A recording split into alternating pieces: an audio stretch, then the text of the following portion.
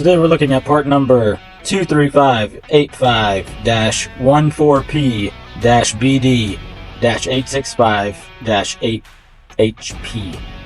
This is your ST235 85R16 14-Ply heavy duty trailer tire mounted on the black dual trailer wheel.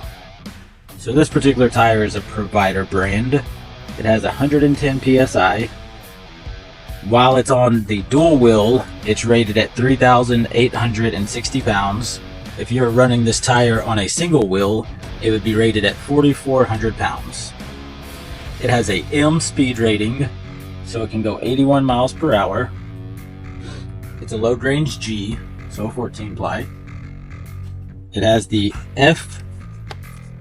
F835 tread pattern. A lot of people like this tread pattern, this zigzag tread pattern right here. Provider's known for this tread pattern. And the wheel is an 8 on 6.5 bolt pattern with a 4.75 pilot hole, meaning this center hole right here is actually 4.77, so it's classified as a hub piloted wheel. And it comes already mounted, ready to install. And these are going to be used for 10,000 pound and 12,000 pound trailer axles. The all black color looks pretty cool with the black trailer.